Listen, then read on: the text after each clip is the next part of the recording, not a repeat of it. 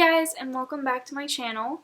For today's video, I am going to be doing an in-depth what I'm planting for the fall in Garden Zone 7. Now, I live in New Jersey. New Jersey is kind of a weird state. We are called the Garden State because we are one of the few states on the East Coast that falls in Garden Zone 7. We kind of get lucky here because the zones kind of go like this. So while we are not a southern state, we do have southern style summers and pretty mild winters. Now, some winters will get lots of snow, but we usually don't get snow until around January. Because of this, we can garden pretty much in every season. We can do a little bit of late winter gardening, we can do fall gardening, summer, spring, all of it. We just can't do like right smack in the middle of winter. But sometimes with cold frames and greenhouses, we can even get away with gardening throughout the entire year. So this year, I'm going to be trying my hand at fall gardening. If you've been following along with my garden journey, you would have seen my first kind of full spring garden, how I set it up from scratch. It's in my own backyard. It's just a small setup. As a fairly new gardener myself, I wish that I had come across a video like this, specifically laid out this way to fully explain fall gardening. But without further ado, let us hop into what I'm going to be planting for fall 2020. So the first thing I'm going to be doing is actually starting a few seeds indoors. I'm going to be doing this right now. Ideally, you would want to do this in the last 2 weeks of July, but if it goes into the first week of August, that's fine too. So the things that I'm going to be starting indoors are anything that's going to take a while to mature or is just not going to do well in this heat. So this would be anything really in the brassica family. For me personally, for what I'm growing, I'm going to be starting my kale indoors. I have some dinosaur kale. I'm just going to be using up all of these seeds. I didn't get great germination rates on these because they are old seeds. So I'm just going to be using up this entire packet.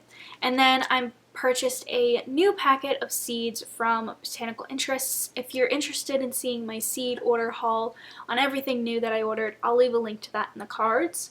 But this is some Toscano kale.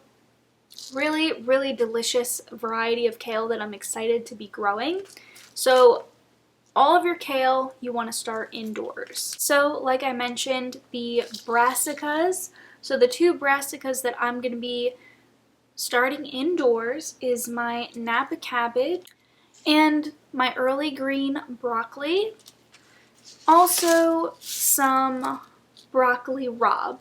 So all three of these, even though broccoli rabe isn't like a regular head of broccoli, I'm also going to be starting this indoors.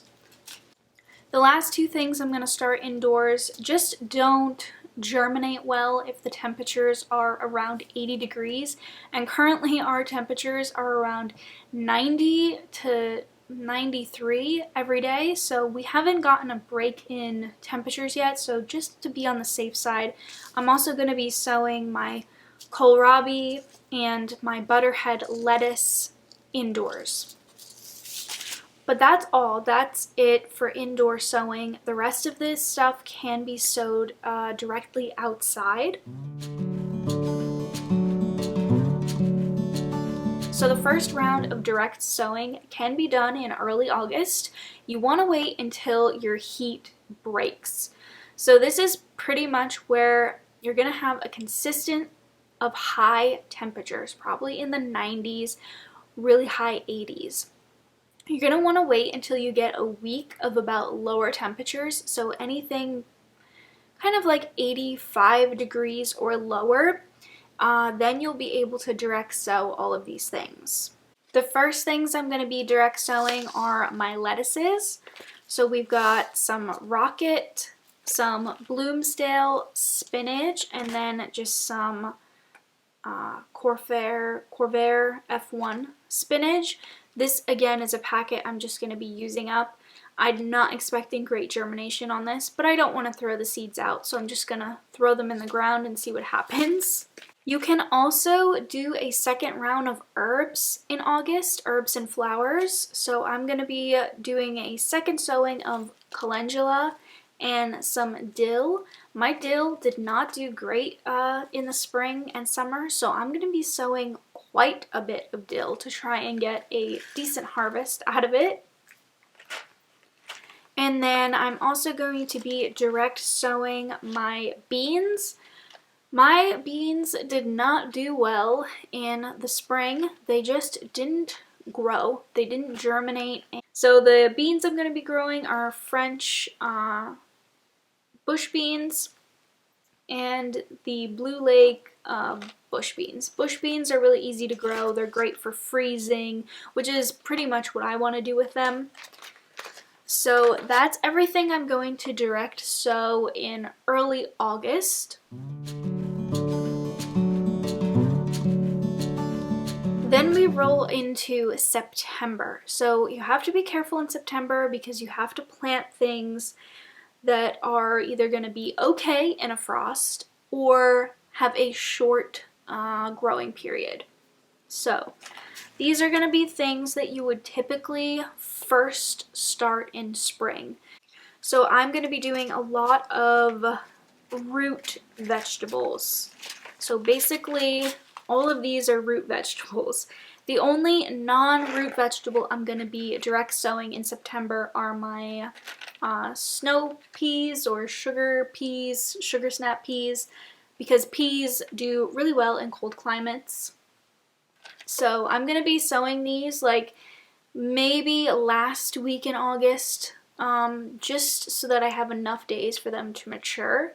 So this one can really be sown like last week of August, first week of September. You want to get these in the ground really early September. So then the rest of these are going to be around a 30-day to maturity. This is a white globe onion from M.I. Gardner. This was actually one of the few seeds I was able to order from them before they ran out of everything.